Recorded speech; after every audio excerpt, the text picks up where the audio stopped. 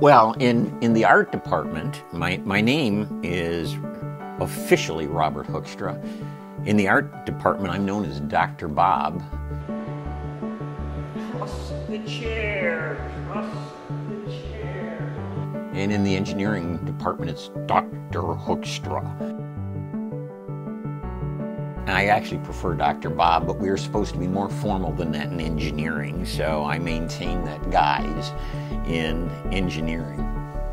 I started out as a teenager running down the engineering road, did some research 100 years ago, in round numbers, it was 100 years ago, when computers were just starting to be developed long before the personal computer even existed, and did some work on some very advanced computing, and became very bored with that, and decided I'd never wanted to engineer anything again the rest of my life. And so I went to college and got my first degree in English and theater, and went into film production.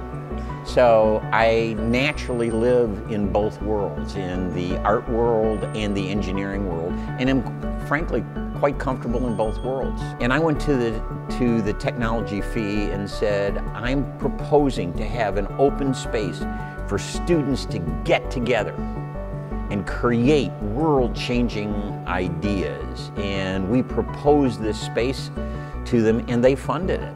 This is open to all students, to music students and art students and anthropology students and obviously engineering students and everybody. Come in here, play in the playground.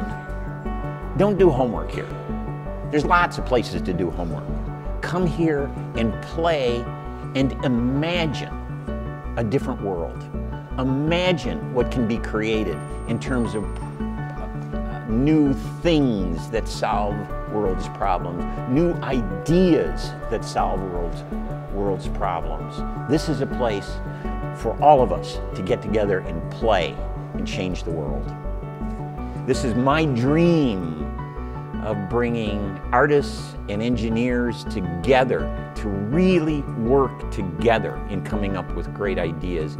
We got to go back to the Renaissance, where artists and engineers are the same person, or at least they're friends, so that those ideas are being shared constantly. We've built separate silos, separate areas. And if you're an artist, you don't talk to engineers. And if you're an engineer, you know that the artist has absolutely nothing to contribute to your project, which is so wrong. And so what I'm interested in doing is finding ways of bringing it together. And we are doing that in a very unique way. There are 2 engineering courses that are now open to art students. And there are art courses that are now open to engineering students.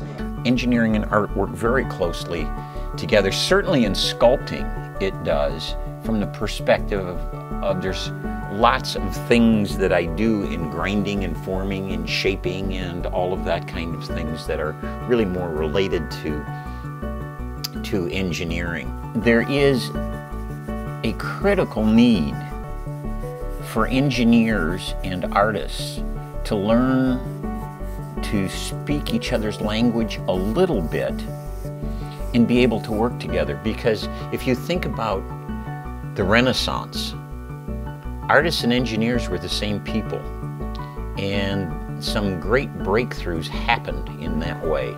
And we've moved away from it. We've isolated engineers and artists, and they don't work together very much anymore. And so if I have a single goal left at the university, something I want to accomplish before I retire, is to get the engineers and artists working very closely together to reform the Renaissance and have the Renaissance happen at UCF. I'm sometimes asked, because it's somewhat obvious by my gray hair, when are you going to retire?